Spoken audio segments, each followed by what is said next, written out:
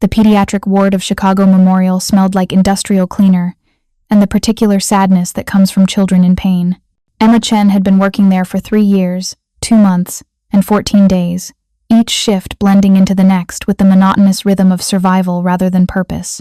Her scrubs hung loose on her frame these days, not from illness but from the specific kind of exhaustion that came from working 12-hour shifts 4 days a week while caring for her younger brother during the hours in between.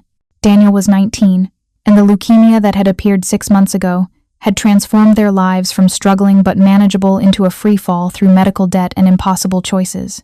The hospital offered decent insurance for its employees, but it didn't cover the experimental treatments that might actually save Daniel's life, leaving an $8,000 monthly shortfall between what insurance paid and what the oncologist said he needed. Emma had picked up extra shifts wherever she could find them, weekend coverage, overnight rotation, holiday pay that came with a 50% bonus. She had sold everything of value she owned, her mother's jewelry, her car, upgrading to a bicycle for the commute, her laptop, switching to the library's computers for anything she needed online. She had moved from her studio apartment to a room in a shared house with 3 other people and walls so thin she could hear every conversation in the adjacent rooms. None of it was enough. If you're enjoying this story so far, don't forget to hit the like button and subscribe. Drop a comment telling me where in the world you're watching from. I love hearing from you. It was a Tuesday in late October when Emma's life changed, though she didn't know it yet. She was assigned to the pediatric ICU, which typically meant the most critical cases, the children whose conditions required constant monitoring and intervention. The work was emotionally draining in ways that general pediatrics never quite matched, but Emma had discovered she was good at it. She had learned to compartmentalize grief, to function with clinical precision, while still maintaining the compassion that made children trust her. At 2:47 p.m., her charge nurse, Patricia, appeared at the medication station with an expression Emma had learned to read as complicated. "We have an admission coming in," Patricia said, her voice lowered despite the relative privacy of their location. 7-year-old girl, Sofia Romano. Severe asthma attack, currently stable but needs observation for the next 24 to 48 hours. Emma nodded, pulling up the intake paperwork on her tablet. Allergies? Previous episodes? Patricia hesitated, and that hesitation made Emma look up from her screen. The father is Dante Romano. The name meant nothing to Emma initially, but Patricia's expression suggested it should. "Am I supposed to know who that is?" "He's a businessman," Patricia said carefully, the word businessman carrying quotation marks in her tone. "He's connected. Very connected. The kind of person who makes hospital administrators nervous and security guards very attentive. The kind of person who gets private rooms and doesn't wait for doctors." Emma understood. Chicago had its hierarchies, its networks of power that operated beneath the surface of official structures. She'd encountered them before, though usually at a distance. Wealthy families who expected exceptional treatment, whose presence changed the atmosphere of entire floors. "What do you need from me?" Emma asked. "I need you to be perfect," Patricia said bluntly. "I need you to provide excellent care without making mistakes.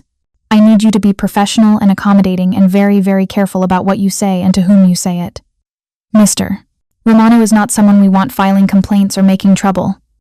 An hour later, Emma was preparing room 304 when they arrived. She heard them before she saw them. The distinctive sound of multiple footsteps moving with coordinated purpose, the quiet murmur of voices that suggested people communicating through earpieces rather than direct conversation. Then the door opened, and her carefully maintained professional detachment fractured. Dante Romano entered first, and Emma's initial impression was of controlled intensity barely contained within human form. He was tall, well over 6 feet, with black hair swept back from a face that looked carved from something harder than flesh. His suit was charcoal gray, perfectly tailored, the kind of garment that cost more than Emma's monthly rent. His eyes were dark brown, almost black, and they swept the room with the methodical assessment of someone who cataloged threats automatically. Behind him came 2 men in similar suits, clearly security, their postures wide and alert. And between them, held carefully in Dante's arms, was a small girl with dark hair and enormous eyes that dominated her pale face. Sofia Romano looked tiny against her father's broad chest, her breathing still slightly labored despite the oxygen mask covering the lower half of her face. She was wearing what had probably been expensive clothes, a dress with delicate embroidery, but they were wrinkled and disheveled from the medical emergency. Her eyes tracked around the room with the cautious assessment of a much older person, landing finally on Emma with an intensity that was startling. "Mr. Romano," Emma said, stepping forward with her professional smile firmly in place. "I'm Emma Chen, and I'll be Sofia's nurse during her stay. Let's get her settled comfortably." Dante's eyes met hers, and Emma felt the assessment in that gaze like a physical touch. He was reading her, cataloging everything about her in seconds. Then he nodded once and moved to the bed, laying Sofia down with a gentleness that seemed incongruous with his intimidating presence. Emma moved into her routine, checking vitals, adjusting the oxygen flow, speaking in the calm, steady voice she used with frightened children. "Hi, Sofia. I'm Emma. I'm going to take care of you while you're here. You're safe now, okay? We're going to make sure you can breathe easily." Sofia's eyes followed Emma's movements, but she didn't speak. Emma noticed immediately. The silence wasn't just fear or shyness. There was something more deliberate about it. "Is she in pain?" Dante asked, his voice low and controlled, but with an underlying edge that suggested violence was never far from the surface. "Her vitals are stable," Emma said, checking the monitor. "Heart rate is slightly elevated, but that's normal after an asthma attack. I'm going to give her something to help with any remaining inflammation." She prepared the medication, explaining each step in simple terms that Sofia could understand. As Emma administered the IV medication, she noticed Sofia's hands moving slightly, fingers forming shapes that Emma recognized immediately. It took her a moment to process what she was seeing, then her training kicked in. Sofia was signing. Emma had learned American Sign Language during her nursing degree, partly because it was offered as an elective credit, but mostly because her college roommate had been deaf and had taught her the beauty of communication beyond spoken words.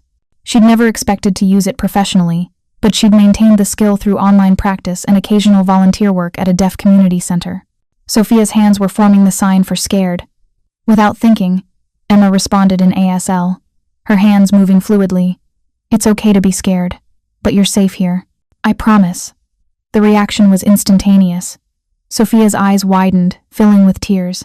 Her small hands moved rapidly, signing with the desperate urgency of someone who had been trying to communicate and finally found someone who understood. "Nobody here understands me. Nobody except Papa." Emma glanced at Dante and found him frozen completely still, his entire body rigid.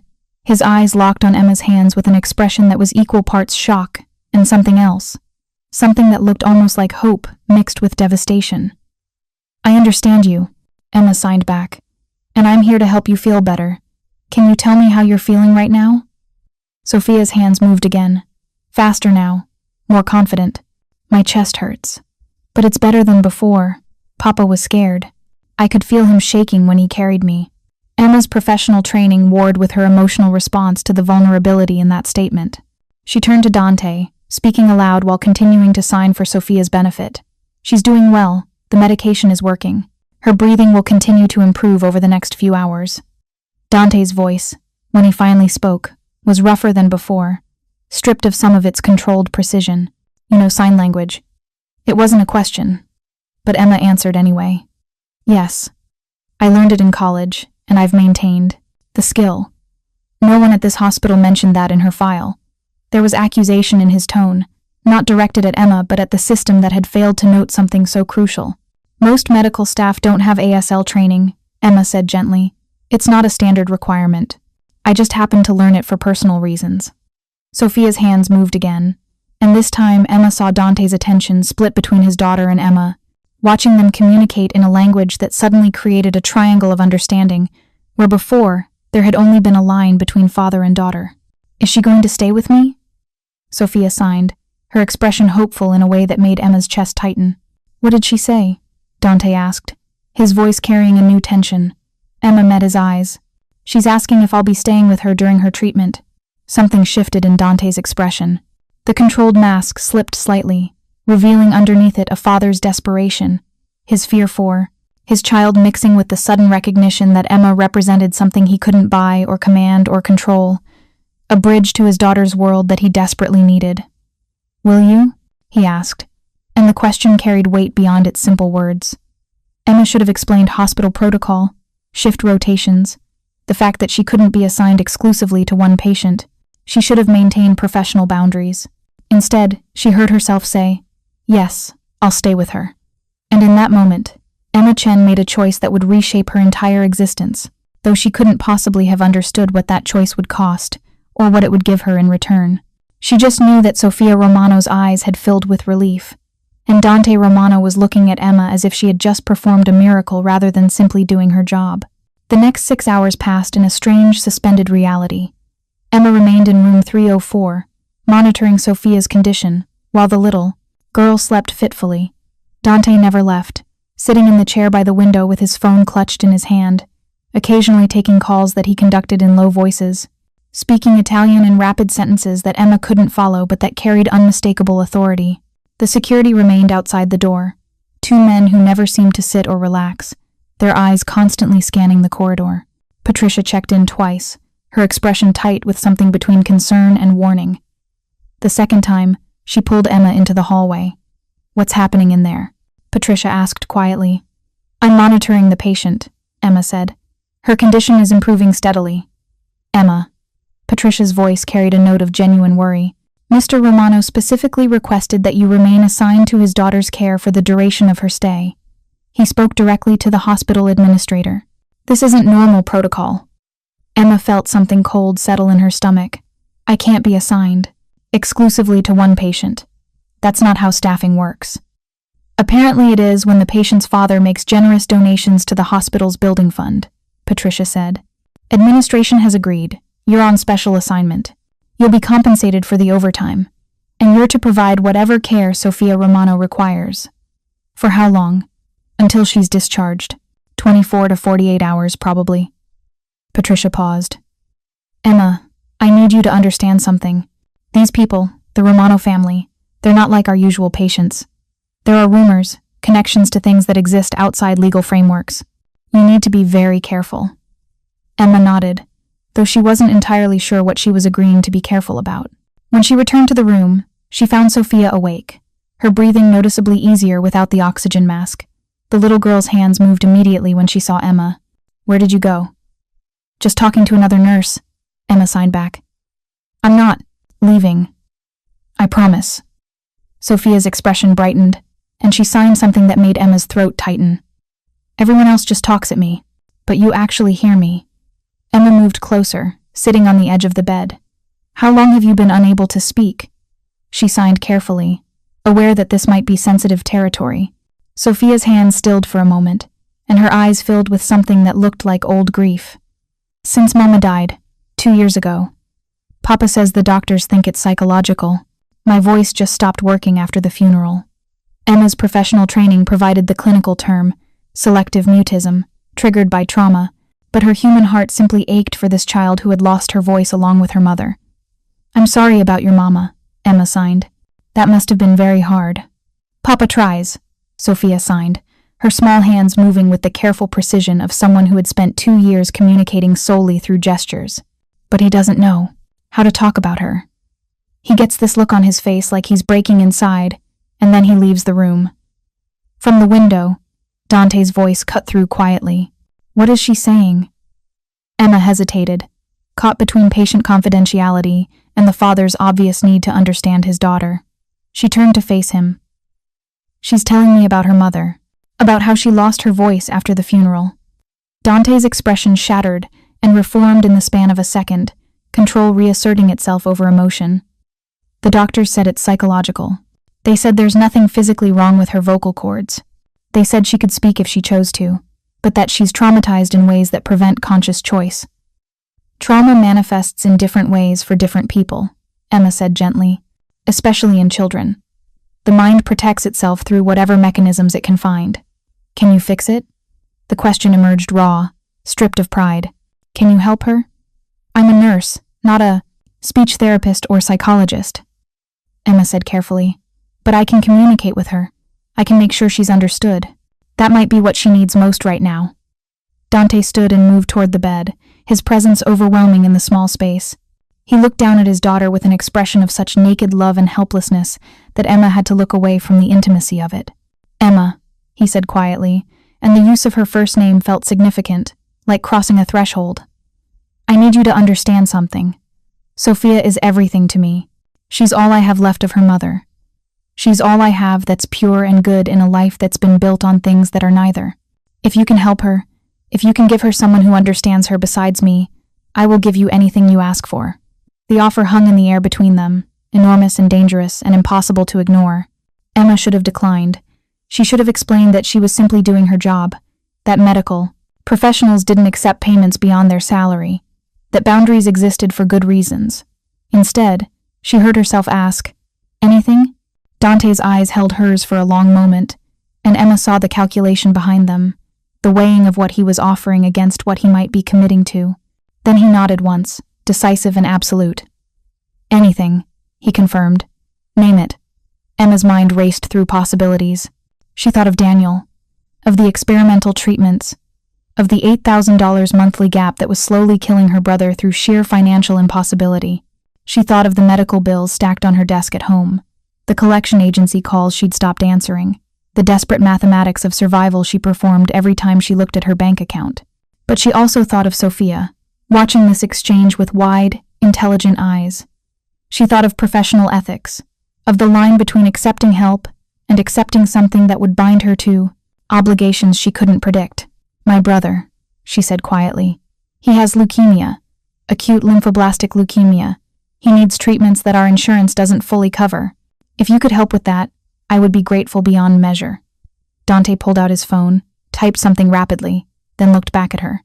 "What's his name and what facility is treating him?" "Daniel Chen. He's at Northwestern Memorial, Oncology Department." Dante made a brief phone call, speaking in that same low, authoritative tone he'd used earlier. Emma caught fragments, medical expenses, full coverage, immediately, and then he ended the call and slipped the phone back into his pocket. "It's done," he said simply. "All of his medical expenses, past and future, will be covered. The hospital will receive notification within the hour that his account has been settled, and that any future treatments are to be billed to my family's foundation." Emma felt the room tilt slightly. "Just like that? Just like that?" Dante's expression softened almost imperceptibly. "I told you, Sofia is everything to me. If you can help her, then helping your brother is the least I can do." Sofia's hands moved, and both adults turned their attention to her. "You have a brother who's sick too?" she signed. "Yes," Emma signed back, her hands trembling slightly from the shock of what had just transpired. "He's very sick, but your father just helped make sure he'll get the medicine he needs." Sofia looked at her father with an expression of such pure love and pride that Emma had to blink back tears. Then Sofia's hands moved again, signing something that made Dante go completely still. "Papa is good at fixing things, even when he thinks he can't." "What did she say?" Dante asked, his voice rough. Emma translated, and she watched something crack in Dante's carefully maintained facade. He moved to Sofia's bedside and took her small hand in his much larger one, speaking in Italian, his voice thick with emotion. Sofia responded with her hands, and Emma watched father and daughter communicate in their hybrid language, his spoken words and her signed responses, creating a conversation that was both complete and somehow heartbreaking in its limitations. Over the next 12 hours, Emma learned the rhythms of caring for Sofia Romano. The little girl was intelligent, observant, and surprisingly resilient. She asked questions constantly through ASL, wanting to know about Emma's life, about nursing school, about what it was like to have a brother, about whether Emma's mother was still alive. That last question came at 3 a.m. When Sofia woke from a nightmare, her silent screams manifesting as thrashing movements and tears streaming down her face. Emma was at her side immediately, gathering the small girl into her arms and rocking her gently while Sofia's hands moved frantically. "I dreamed Mama was calling me, but I couldn't answer her. I tried to talk, but nothing came out, and she kept down, getting farther away." "It was just a dream," Emma signed, holding Sofia close. "Your Mama knows you love her. She knows you would answer if you could." "But what if she thinks I don't want to talk to her? What if she thinks I chose to stop talking?" The question revealed the terrible burden Sofia had been carrying, the fear that her trauma response was somehow a betrayal of her mother's memory. Emma felt her heart break for this child who blamed herself for something entirely beyond her control. "Your Mama knows," Emma signed firmly. "Mothers always know, and she would want you to be happy, to heal in whatever way, and whatever time your heart needs." Dante appeared in the doorway, his tie loosened, his hair slightly disheveled, looking more human than he had earlier. "What happened?" "Nightmare," Emma said softly. "About her mother. She's worried that being unable to speak means she didn't love her mother enough." Dante moved to the bed and gathered Sofia into his arms, speaking of her in Italian, while tears tracked down his face. Emma stepped back, giving them privacy, but Sofia's hand shot out and grabbed Emma's wrist, pulling her back. "Don't leave," Sofia signed with her free hand. "I need both of you." And so Emma found herself sitting on the hospital bed with a Mafia boss and his traumatized daughter, the three of them creating an unlikely constellation of need and comfort in the sterile environment of the pediatric ICU. By morning, Sofia's condition had improved enough that Dr. Patel cleared her for discharge with strict instructions about medication and follow-up appointments. Emma helped gather Sofia's things, acutely aware that their arrangement was ending, that she would return to her normal rotation, and Sofia would return to her life. Except Dante had other plans. "I want to hire you," he said as Emma was preparing to hand Sofia's care over to the discharge nurse. Privately, to be Sofia's personal nurse and companion. Emma blinked, certain she'd misheard. "I have a job here. I'll pay you 5 times what the hospital pays," Dante said, as if this solved everything. "You'll have full benefits, housing if you need it, and complete access to any resources Sofia requires. Your only responsibility will be her care and well-being."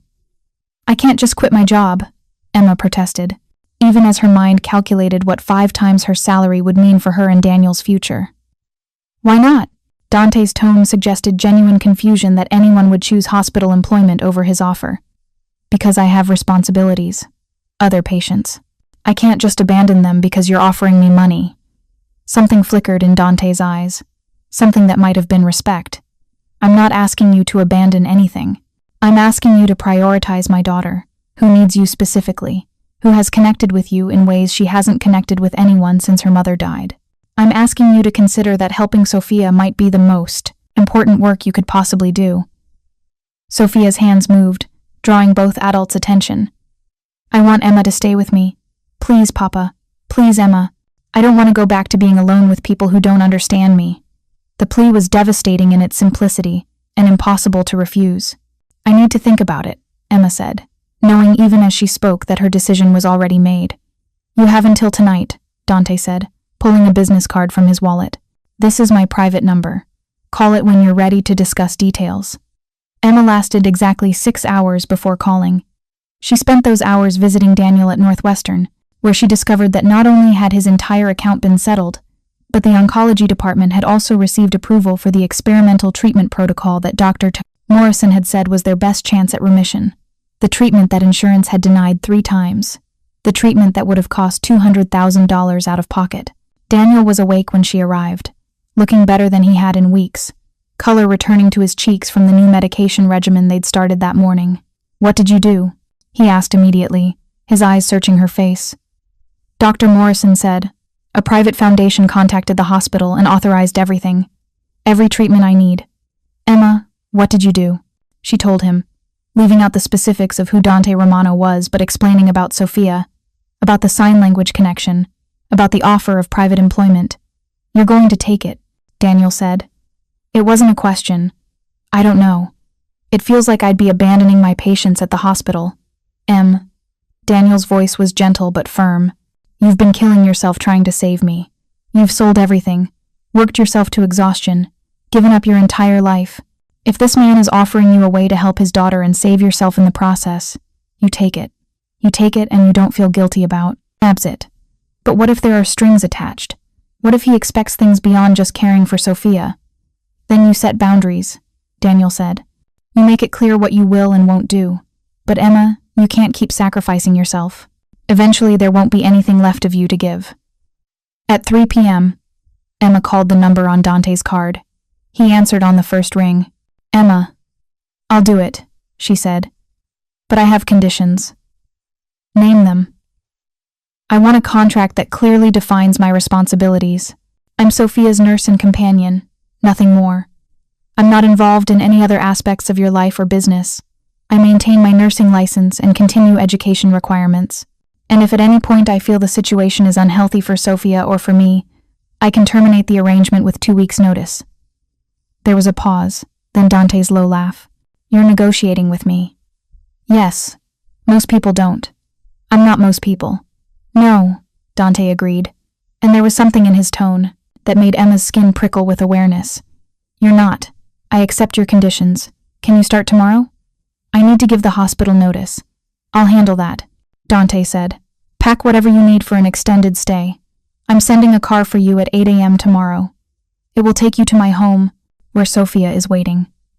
The call ended before Emma could protest the presumption in his statement. The assumption that she would simply agree to be collected like a package rather than driving herself. But she found she didn't have the energy to fight about logistics when the larger battle had already been conceded. That night, Emma packed a suitcase with a month's worth of clothes and the few possessions she couldn't bear to leave behind. Her mother's photo, her nursing textbooks, the journal she'd kept since nursing school. She stood in her tiny room in the shared house and tried to memorize what her life had been, knowing somehow that she was stepping across a threshold that had no clear return path. If you're hooked on this story, make sure to subscribe and turn on notifications so you never miss an upload. Your support means everything and helps me bring you more emotional stories like this one. The car that arrived at 8 a.m. was a black SUV with tinted windows, driven by a man who introduced himself simply as Marco and handled Emma's suitcase with professional efficiency. The drive took them out of Emma's familiar neighborhood into areas of Chicago she'd only seen from a distance, neighborhoods where houses became estates, and privacy was maintained through high walls and careful landscaping. Dante's home was not the ostentatious mansion she'd half expected. Instead, it was a modern structure of glass and stone, set back from the street behind iron gates, surrounded by carefully maintained gardens that created the illusion of rural privacy despite being in the city. The architecture was beautiful in its restraint, speaking of wealth that didn't need to announce itself. Sofia was waiting at the front door when Marco pulled into the circular driveway. The little girl's face lit up when she saw Emma, and her hands immediately began moving. You came. Papa said you would, but I was worried you might change your mind. I promised I wouldn't leave, Emma signed back, moving toward the entrance. And I keep my promises. Dante appeared behind Sofia, and in the morning light, Emma could see details she'd missed in the hospital's artificial illumination. The lines around his eyes that suggested he smiled more than she'd witnessed. The small scar above his left eyebrow. The way his entire posture softened when he looked at his daughter. Welcome, he said simply. Let me show you your space.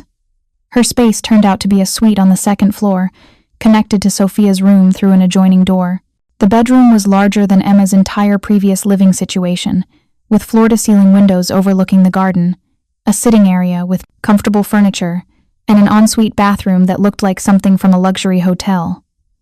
This is too much, Emma said, overwhelmed by the casual opulence. This is what I have available, Dante replied. Sofia's room is through there. She has nightmares frequently, so having you nearby will help her feel secure. There's a housekeeper, Maria, who manages the household, a chef, Vincent, who prepares meals, security that you'll notice but shouldn't need to interact with, and me. Where's your room? The question emerged before Emma could consider the appropriateness of asking. Third floor, Dante said. I'm giving you and Sofia space, but I'm close enough if there's an emergency. Over the following days, Emma settled into a routine that felt surreal in its comfort. She woke each morning to find coffee already prepared exactly how she liked it, which suggested someone had been paying attention to details she hadn't shared. She spent mornings with Sofia, working through the educational curriculum that a private tutor had prepared, supplementing it with activities that accommodated Sofia's communication style. The little girl was hungry for connection, for someone who could understand her completely. She asked endless questions through ASL, wanting to know about Emma's childhood, about nursing school, about what Emma dreamed about. She shared her own thoughts with increasing openness, revealing a sharp intelligence and an emotional depth that broke Emma's heart regularly. Afternoons were for Sofia's therapies: physical therapy for lingering weakness from her asthma, occupational therapy to maintain fine motor skills, and twice a week, sessions with Dr. Reeves, a psychologist who specialized in childhood trauma and selective mutism. Dr. Reeves had been initially skeptical of Emma's presence, concerned that having a constant ASL interpreter might reduce Sofia's motivation to regain her speech. But after observing their interactions, she changed her assessment. You're not enabling her silence, Dr. Reeves explained to Emma during one of their consultation sessions. You're providing her with security and validation. You're showing her that she's understood and valued regardless of whether she speaks. That foundation of safety is actually what will eventually allow her to risk using her voice again. How long does that typically take? Emma asked. Doctor. Reeves smiled sadly. There's no typical. Every child heals on their own timeline. Some regain speech within months. Some take years. Some never fully recover their voice but find other ways to communicate and thrive. Our job isn't to force Sofia to speak. It's to create an environment where speaking feels safe enough to attempt. Emma carried that philosophy into her interactions with Sofia, never pressuring, never suggesting that communication through ASL was insufficient. And slowly, carefully, Sofia began to blossom. She laughed more, the silent shaking of her small body, communicating joy even without sound. She initiated games and activities rather than waiting passively for direction. She began sleeping through the night without nightmares. The security of knowing Emma was in the next room apparently providing enough comfort to keep the demons at bay. And through all of this, Dante watched. He was present, but distant, joining them for dinner each evening but otherwise maintaining boundaries that Emma suspected were deliberately chosen. He asked about Sofia's day, engaged with her signing with the fluency of someone who had mastered ASL out of desperate necessity, and occasionally asked Emma questions about her brother's treatment progress, or whether she needed anything. But he never touched her casually, never stood too close, never allowed his eyes to linger beyond what politeness required. Emma told herself she was grateful for the professional distance. She told herself it made the arrangement simpler, cleaner, more sustainable. She told herself she wasn't disappointed by his careful remoteness. 3 weeks into her employment, everything changed. Emma was reading with Sofia in the library, a beautiful room lined with books in multiple languages, when Maria appeared in the doorway with an expression that Emma had learned to recognize as concern. Miss Chen, there are some people here to see you. They say they're from the Federal Bureau of Investigation. Emma's blood went cold. She glanced at Sofia, who had looked up from her book with wide eyes, sensing the tension in the room. What's wrong? Sofia signed. Nothing for you to worry about, Emma signed back, her hand steadier than her racing heart. I need to talk to some people for a few minutes. Can you stay here and keep reading? I'll be right back. Sofia nodded reluctantly, and Emma followed Maria to the front sitting room, where 2 people waited. A woman in her 40s with steel gray hair and sharp eyes, and a younger man with the kind of friendly expression that Emma immediately distrusted.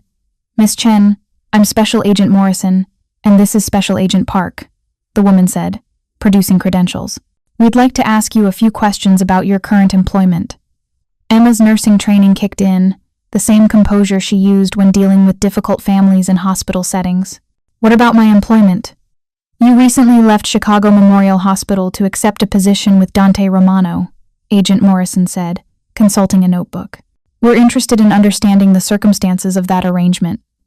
I'm a private nurse for his daughter, Emma said carefully. She has medical needs that require professional care. And you're being compensated significantly more than your hospital salary, Agent Park added, his tone conversational. 5 times more according to our information. That's quite generous for basic nursing care. Emma felt her spine stiffen. My compensation reflects the specialized nature of the position. Sofia has complex needs that require someone with specific skills. Skills like American Sign Language, Morrison said, and Emma realized they'd done their research thoroughly. Sofia Romano is selectively mute, a condition that developed after her mother's death. And you're one of the few nurses in Chicago with ASL fluency, almost like fate brought you together. Or like Mr. Romano recognized that his daughter needed someone who could communicate with her effectively. Emma countered. We're not here to question your care for Sofia, Park said, leaning forward slightly. We're here because we're concerned about what else Mr. Romano might expect from someone in your position. Someone who lives in his house, who has access to his daily routines, who might overhear conversations or observe activities. The implication was crystal clear. They wanted her to spy on Dante. I'm a nurse, Emma said flatly. I take care of a 7-year-old girl. I don't involve myself in her father's business. Affairs. But you observe things, Morrison pressed. You live in the house. You see who comes and goes. You probably hear conversations. We're simply asking you to share those observations with us. In return, we can offer protection, relocation assistance if necessary, and compensation for your cooperation. Emma thought of Sofia, of the trust building between them. She thought of Daniel, whose treatments were only possible because of Dante's intervention. She thought of the way Dante looked at his daughter, the desperate love that had driven him to hire Emma in the first place. No, she said simply. Miss Chen, you may not fully understand who Dante Romano is, Park said, his friendly tone taking on an edge. He's connected to organized crime. Money laundering, illegal gambling, possibly worse. People around him have a tendency to disappear when they become inconvenient. You could be putting yourself at risk. Or I could be putting Sofia at risk by betraying her father's trust, Emma replied. Either way, my answer is no. I won't spy for you. If you have questions about Mr. Romano's activities, I suggest you investigate them through official channels, rather than trying to recruit his daughter's nurse. Morrison's expression hardened. You're making a mistake. That's my choice to make, Emma said, standing. If you'll excuse me, I need to return to my patient. She walked out before they could respond, her heart hammering but her steps steady. Maria was waiting in the hallway, and something in the older woman's expression suggested she'd been listening. Mr. Romano should know about this, Maria said quietly. I'll tell him, Emma replied, though she dreaded the conversation. She returned to the library, where Sofia immediately signed. Who were those people? You look upset. Just some people asking questions about my work. Emma signed, forcing a smile. Nothing important. Should we finish this chapter? But Sofia's hands moved again, more serious than Emma had seen her. They were asking about Papa, weren't they? About whether he's a bad person? The perceptiveness of the question caught Emma off guard. What do you think? She signed carefully. Do you think your Papa is a bad person? Sofia's expression grew thoughtful, her small face serious beyond her years. Papa does things that scare me sometimes. People come to the house and they look afraid of him. He has to leave at night when he thinks I'm sleeping. But he's never been bad to me. He loves me more than anything. So I don't know if that makes him good or bad or something in between. The mature analysis from a 7-year-old was both impressive and heartbreaking. Emma pulled Sofia into a gentle hug.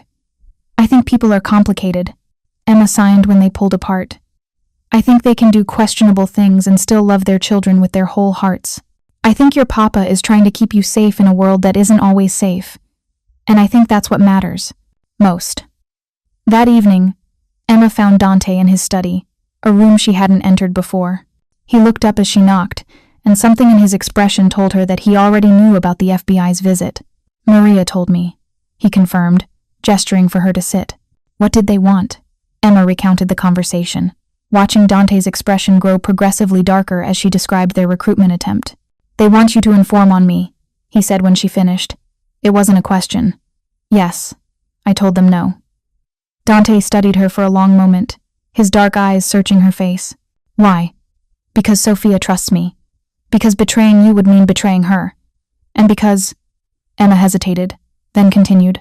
Because I don't think spying on your daughter's caregiver is something a good person does, even if they're wearing a badge. Something shifted in Dante's expression. He stood and moved to the window, a gesture Emma was beginning to recognize as his way of processing strong emotion. Do you know what I do? He asked quietly. Really do? I can guess, Emma said. And I don't need details. My job is to take care of Sofia. What you do to provide for her isn't my concern. But it should be, Dante said, turning to face her. Because by refusing to cooperate with the FBI, you've made yourself part of my world. You've chosen a side, whether you meant to or not. I chose Sofia's side, Emma corrected. That's the only side I'm on. Dante moved closer, and for the first time since Emma had entered his home, he allowed the distance between them to collapse. He stood close enough that she could smell his cologne, could see the flecks of gold in his dark eyes, could feel the heat radiating from his body. They'll come back, he said softly. They'll pressure you. They'll make your life difficult. They'll audit your taxes, question your nursing license, interview people you know. They'll try to find leverage to force your cooperation.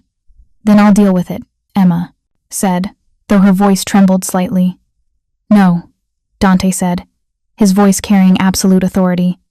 I'll deal with it. You're under my protection now. Anyone who threatens you threatens Sofia's well-being, and I don't allow threats to Sofia. The possessiveness in his statement should have frightened Emma. Instead, she felt something else entirely, something warm and dangerous that pooled in her chest and made it hard to breathe. Dante, she began. You should know, he interrupted, that from the moment you answered Sofia's signing in that hospital, you became important to me, not just as her caregiver, but as someone who saw my daughter as a person rather than a disability or an obstacle, as someone who gave her back her voice, even if it's not the voice she was born with. He reached out and tucked a strand of hair behind Emma's ear, the gesture gentle but loaded with unspoken meaning. You should also know that I don't let go of things that are important to me.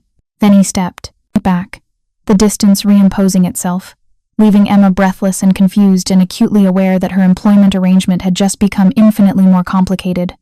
The weeks following the FBI's visit developed a rhythm that felt both sustainable and precarious, like walking on ice that might crack at any moment. Emma devoted herself to Sofia's care with an intensity that went beyond professional obligation, and the little girl continued to flourish under the attention. Sofia had begun expressing herself through art as well as sign language, filling sketchbooks with drawings that revealed the complexity of her inner world. Pictures of her mother, always depicted with wings like an angel. Pictures of her father, drawn larger than life with protective arms extended. And increasingly, pictures of Emma, usually shown holding Sofia's hand or signing, the two of them connected through gestures that the drawings captured with surprising accuracy. She's drawing you into her family, Doctor, Reeves observed during one of their consultations, examining Sofia's latest sketchbook. That's significant. She's creating a narrative where you're not temporary but permanent, a fixture in her emotional landscape. Is that healthy? Emma asked, worried about the implications. It's honest, Doctor, Reeves replied. Sofia is processing her attachment to you through the only means she has. The question isn't whether it's healthy for her to feel connected to you. The question is whether you're prepared for what happens if that connection is disrupted. The question haunted Emma because she knew her position in Sofia's life, and by extension in Dante's household, existed in a state of precarious stability. The FBI hadn't returned, but Emma could feel their attention like pressure against her skin. Small things began happening. Her bank statements arrived opened, the seal broken so obviously it had to be deliberate. A tax audit notice appeared in her mail, requiring documentation going back 3 years. Her former supervisor at Chicago Memorial called to say that investigators had been asking questions about Emma's employment history and whether she'd ever shown signs of being susceptible to financial inducements. Dante handled each incident with quiet efficiency. The tax audit resolved in 48 hours, the bank statements issue fixed with a new account, the hospital questions silenced with a single phone call. You're fighting battles I don't even see, Emma said to him one evening after another incident had been quietly resolved. They were in the garden, watching Sofia play with the fountain, her small hands creating patterns in the water while she hummed tunelessly to herself. The humming was new, a sound that had emerged 3 days ago and that Dr. Reeves had identified as significant progress, the precursor to potentially regaining speech. That's the choice I made when you refused the FBI, Dante replied simply. Your focus stays on Sofia. Mine stays on keeping you both safe. Sofia, yes, and yourself. Emma turned to look at him, studying his profile in the golden evening light. Over the past weeks, she'd learned to read the small tells that revealed his emotional state, the tension in his jaw when he was worried, the way his hands curled into fists when he was angry but controlling it, the softening around his eyes when he looked at Sofia, the mask slipping to reveal the devoted father beneath the dangerous exterior. Can I ask you something? Emma said quietly. Always. Sofia's mother. How did she die? Dante's entire body went rigid, and Emma immediately regretted the question. But after a long moment, he answered, his voice stripped of its usual controlled precision. Her name was Isabella. We met when I was 28, at a charity gala that I attended because appearances matter in my world. She was a teacher, completely removed from anything I did, and she saw me as just a man rather than a position or a threat. We married within a year. Sofia was born the year after that. He paused, his hands gripping the garden railing with enough force that his knuckles went white. Isabella knew what I was. I never lied to her about my work or my connections, but she thought love was enough to keep us separate from that world. She thought that as long as she stayed away from the business side of things, our family would remain untouched. What happened? Emma asked gently. Rival family.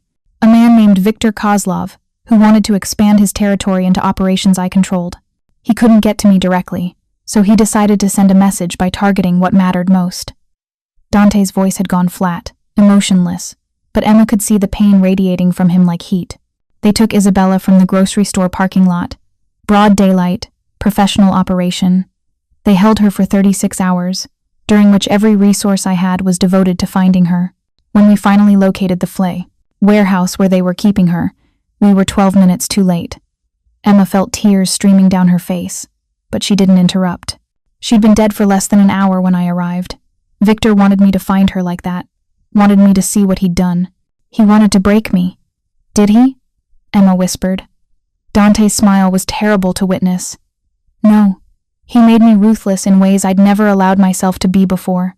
Within 72 hours, Victor Kozlov and everyone connected to Isabella's kidnapping were dead. Not clean deaths, not quick. I made sure they understood exactly what they'd taken from me. He turned to face Emma fully, and his eyes were dark with old rage and grief. So when I say I protect what's mine, when I say I don't allow threats to Sofia, understand that it's not hyperbole. I failed to protect Isabella. I will never fail to protect our daughter. And now, by extension, I won't fail to protect you. The possessiveness in that statement should have terrified Emma. Instead, she found herself moving closer, closing the distance between them. I'm not yours to protect, she said softly. Aren't you? Dante's hand came up to cup her face, his thumb brushing away her tears. You refused federal protection for us. You've drawn a line in the sand, Emma. That makes you mine whether you intended it or not. You live in my house. You care for my daughter. You refused federal protection to stay loyal to us. You've been drawn into my world whether you intended to be or not. If that doesn't make you mine, then the word has no meaning. Emma's heart was racing, her breath coming in short gasps. Dante, Papa, Emma, look!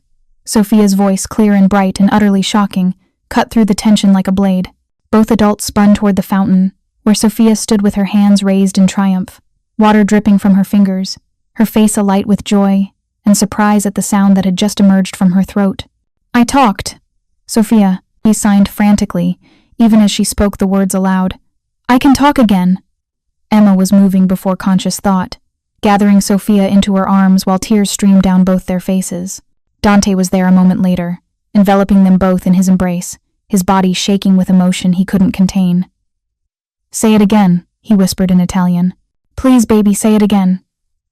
I can talk, Papa, Sofia said, her voice rusty from disuse but clear and strong. Emma helped me remember how. The moment was perfect and complete, a triumph that validated every decision Emma had made since walking into Sofia's hospital room. This was why she'd stayed. This was what mattered.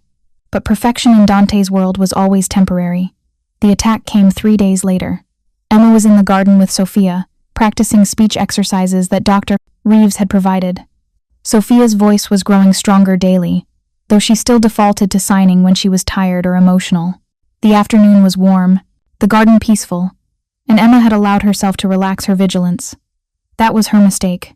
The first indication that something was wrong was Marco appearing at the garden entrance, his usually composed expression tight with urgency. Inside, now, both of you. Emma didn't question. She grabbed Sofia's hand and ran, following Marco through the garden door and into the house. Behind them, she heard sounds that her mind initially couldn't process. Gunfire. Actual gunfire. Marco shoved them into a room Emma had never seen before. A panic room hidden behind what appeared to be a regular closet door.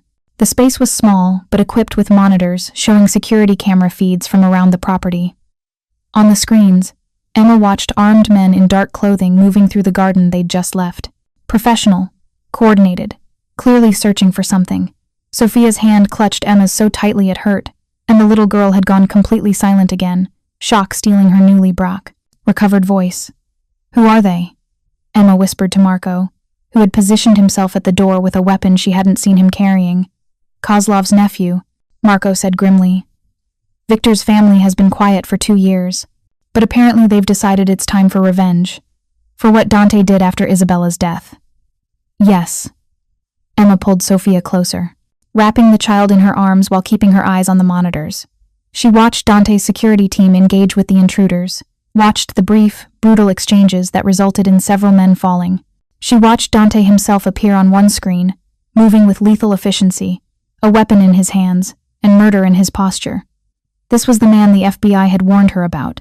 This was the reality of the world she'd entered. Violence and death as routine business expenses. Sofia whispered against Emma's chest. They're trying to hurt Papa.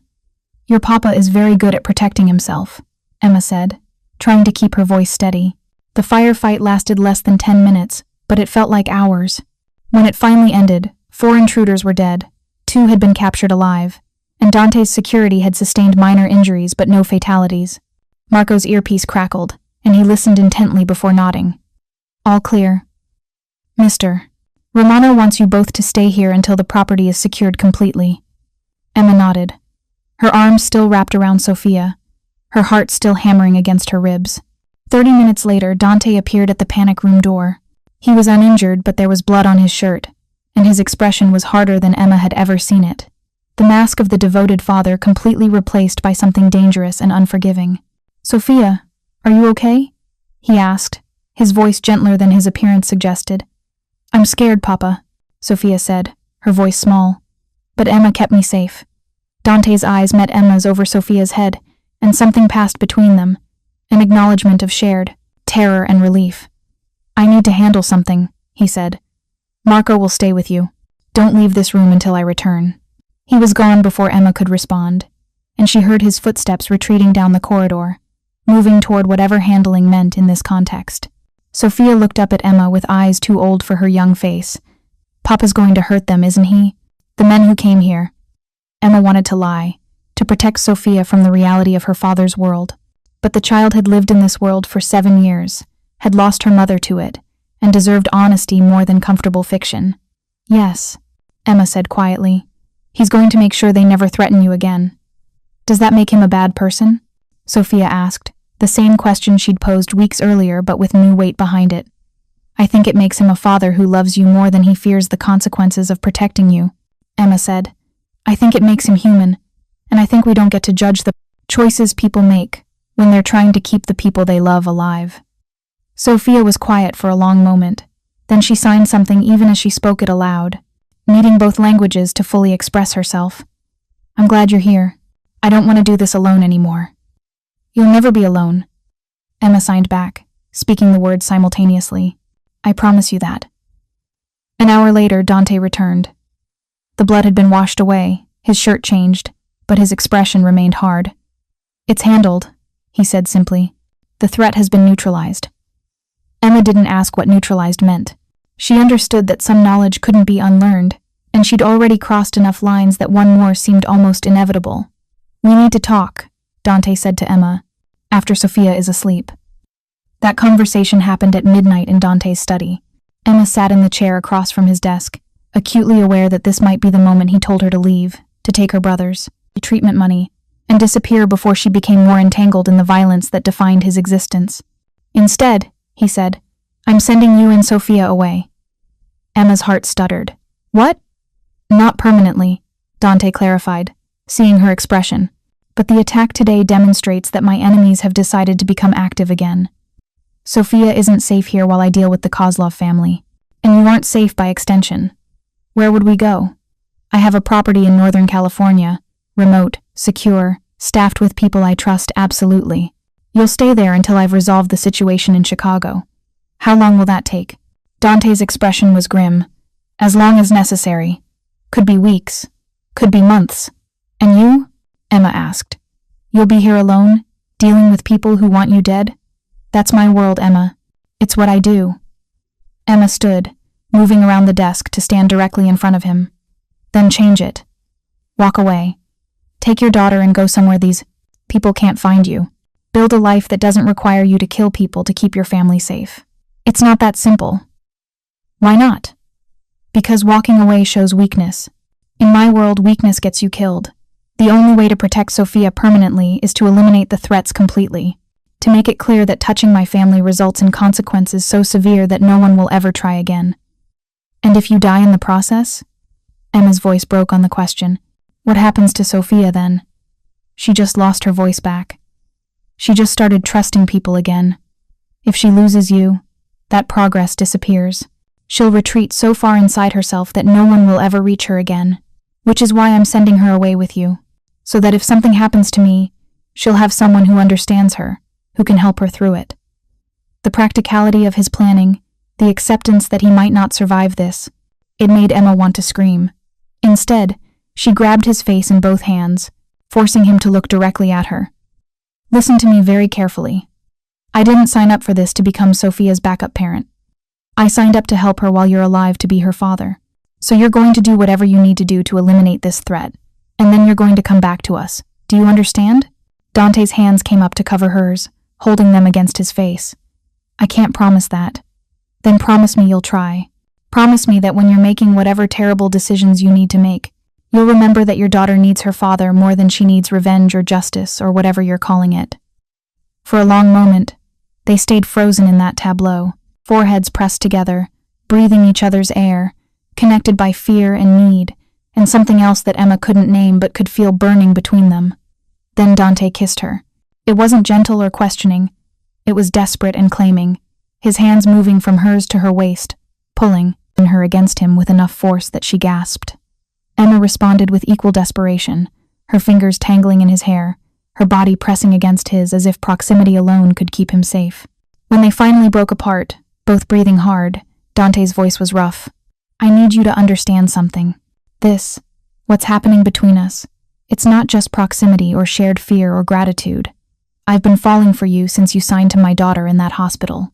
Every day you've been here, every moment I've watched you with Sofia, every time you've challenged me or stood up to me, you've become more essential to my existence than breathing. Emma's hands were shaking. Dante, I can't do this. I can't fall for you when you might not come back. Then don't fall, he said simply. Just promise me that if I do come back, you'll be waiting. That there's something worth surviving for beyond just Sofia. It was the most selfish thing he could have asked, and the most human. Emma found herself nodding, tears streaming down her face. I'll be waiting. But you have to promise me you'll actually try to survive. Not just throw yourself at your enemies and hope for the best. I promise, Dante said. And this time when he kissed her, it was softer, sweeter, tasting of promises and possibility, and the terrible fragility of human hope. The California property was a compound rather than a simple house, set into forested hills with views of the Pacific Ocean in the distance. Sofia adapted to the change with surprising resilience, perhaps because Emma was there, providing continuity in the upheaval. They established new routines, mornings practicing Sofia's speech, with the voice exercises that were strengthening her vocal cords, afternoons exploring the surrounding forest, supervised by security that maintained a discreet distance, evenings reading together or drawing or sometimes just sitting in comfortable silence. Sofia talked more now, her voice gaining confidence. Daily, she talked about her mother, processing grief that had been locked inside her for 2 years. She talked about her father, expressing worry that Emma validated rather than dismissed. And she talked about the future, creating narratives where Emma was a permanent fixture rather than temporary help. When Papa comes back, will you stay with us forever? Sofia asked one evening as Emma was tucking her into bed. I don't know what forever looks like, Emma said honestly, but I know I'm not going anywhere right now. But you could. If you decided you didn't want to be part of our family anymore, you could leave. Emma sat on the edge of the bed, taking Sofia's small hand in hers. Do you remember what I promised you in the hospital? That I wouldn't leave? Sofia nodded. I keep my promises, and more than that, I don't want to leave. You and your papa matter more to me than the normal life I had before. This complicated, messy, beautiful life we've built, I choose it. Even though it's dangerous? Sofia was quiet for a moment, then, I heard you and Papa that night, before we left Chicago. I wasn't asleep yet, and I heard you talking. You told him to come back to us. Not just to me, to us. Emma felt her cheeks flush. You were eavesdropping? I was worried, Sofia said. But then I heard you, and I stopped being worried because I knew you'd make him promise to try to survive. And Papa always keeps his promises to people he loves. The implications of that statement hung in the air between them, enormous and undeniable. Your Papa and I, we're complicated, Emma said carefully. You love him, Sofia said matter-of-factly. And he loves you. That's not complicated. That's actually the simplest thing about our whole life. Out of the mouths of babes, Emma thought, and found she couldn't argue with the 7-year-old's assessment. The weeks passed with agonizing slowness. Dante called daily, brief conversations that revealed nothing about what he was doing but confirmed he was alive. His voice on those calls was different, harder, and Emma could hear the toll his work was taking on him. How much longer? She asked during one call. Soon, was all he said. I'm close to finishing this. You're not sleeping, Emma observed. I can hear it in your voice. I'll sleep when it's done. Dante. Emma, I can't think about rest or normalcy or anything beyond the immediate objective. If I let myself think about you and Sofia, about what I'm trying to get back to, I'll lose focus. And losing focus in this context gets people killed. So please, let me compartmentalize until it's safe to be human again." Emma understood, even as it broke her heart. 7 weeks after they'd left Chicago, Dante's daily call came with different news. "It's done," he said, his voice carrying exhaustion so profound Emma could feel it through the phone. "It's over. I'm coming to get you." "Are you okay?" Emma asked immediately. "I'm alive. That's all that matters right now." "That's not all that matters, but we'll argue about it when you get here." "When?" "Tomorrow. I'm flying out tonight." Sofia was ecstatic when Emma told her, dancing around the living room and chattering with the fluency of someone who'd never lost her voice. Her joy was infectious, but Emma couldn't entirely share it. She was worried about what version of Dante would arrive, about how the past 7 weeks had changed him, about whether the man who had kissed her in his study would be the same man who walked through the door. He arrived at sunset, a car pulling up to the compound's main entrance. Sofia ran outside immediately, throwing herself into her father's arms with enough force that he staggered slightly. He caught her, lifting her up despite her weight, burying his face in her hair while his shoulders shook. Emma hung back, giving them privacy for their reunion, but Dante's eyes found hers over Sofia's head.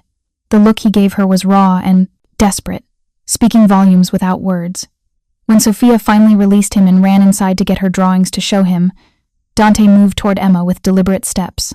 He looked terrible, dark circles under his eyes, weight lost from his already lean frame, a new scar visible on his neck just above his collar.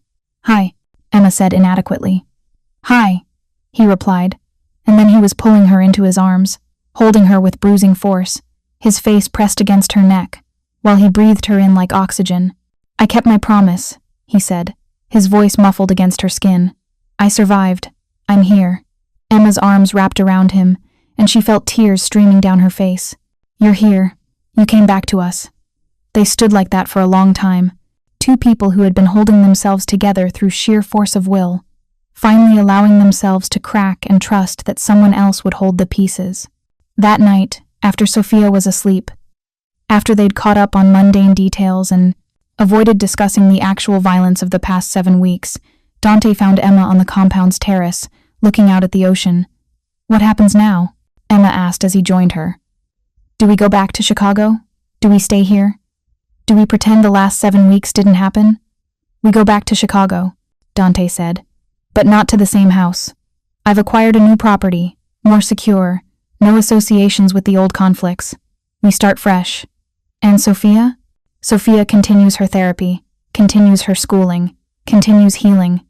With you, if you're willing to stay." "I'm willing," Emma said, "but I need to know what I'm staying for. Am I Sofia's nurse? Her companion? Something more?" Dante turned to face her fully, taking both her hands in his. "I want you to be part of our family, not as an employee. As someone who belongs with us because you choose to, not because you're being paid. I want to give Sofia the mother figure she's been missing. I want to give myself the partner I never thought I'd find again. I want to build something with you that isn't defined by tragedy or necessity, but by choice and commitment." "I don't know how to be part of a family like yours," Emma said honestly. "I don't know how to reconcile loving someone who does the things you do." "Then don't reconcile it. Just love me anyway, complications and all. Love me knowing that I'm not perfect, that I make terrible choices for good reasons, that I'll always choose Sofia's safety over moral absolutes. Love me as I am, and let me love you the same way." It was perhaps the most honest proposal Emma had ever heard, stripped of romance but filled with truth. "Okay," she said simply, "I'll love you anyway." Dante's kiss was gentle this time, sweet and full of promise. When they pulled apart, he reached into his pocket and withdrew a small velvet box. "This was Isabella's," he said, opening it to reveal a simple gold ring with a single diamond. "Sofia helped me choose it to give to you," she said. "Her mama would have wanted you to have it, as a way of welcoming you into our family." Emma looked at the ring, tears blurring her vision. "Dante, that's too much. That should be Sofia's when she's older. Sofia has other pieces of her mother's jewelry. This one," she insisted, "was meant for you. Will you wear it? Not as an engagement exactly, but as a symbol that you belong with us?" That you're choosing this strange, complicated life? Emma held out her hand, and Dante slipped the ring onto her finger. It fit perfectly, which seemed like fate or coincidence, or perhaps just Sofia's excellent guess about her ring size. I'm choosing this, Emma confirmed. I'm choosing you, and Sofia, and whatever comes with that choice. 6 months later, Emma stood in the garden of their new home in Chicago, watching Sofia play with a group of children from her new school. The little girl's voice rang out clearly, calling to her friends, directing their game with the confidence of someone who had learned that her voice mattered. Daniel was there too, in remission and visiting for the weekend, laughing with Sofia and looking healthier than Emma had seen him in years. The experimental treatment had worked, giving him a future that had seemed impossible just a year ago. Dante emerged from the house, carrying lemonade for the children. He moved easily now. The haunted look that had characterized his return from California faded into something more peaceful. The Kozlov family was no longer a threat. The territory disputes had been settled through methods Emma didn't ask about. Their life had achieved a stable equilibrium. He caught Emma's eye and smiled, the expression transforming his face into something younger, lighter. She smiled back, Isabella's ring catching the afternoon sunlight. This wasn't the life Emma had planned. It wasn't safe or simple or anything she'd been trained for. But it was hers, chosen deliberately and maintained through constant choice. Every day she decided to stay. Every day she signed to Sofia and kissed Dante, and accepted the reality of their complicated existence. She was building something that mattered more than the comfortable fiction of normalcy. Sofia ran over, breathless and happy. Emma, Papa, come play with us. Daniel says he'll teach everyone the card game you taught him. Coming, Emma said, taking Dante's hand and letting Sofia pull them toward the group of laughing children. As they joined the chaos of the game, Emma caught Dante's eye and signed a simple message. One Sofia had taught her months ago. I love you. He signed back. I love you too, forever. And in that moment, in that garden filled with laughter and life, and the messy beauty of chosen family, Emma understood that forever was built not from perfection, but from daily decisions to stay, to love, to build something meaningful from the wreckage of what came before. Sofia had found her voice, Dante had found peace, and Emma had found a family worth fighting for. That was enough. That was everything. Thank you so much for watching until the end. If you loved this story, check out the other videos on your screen now. I think you'll really enjoy them. And don't forget to subscribe if you haven't already. See you in the next story.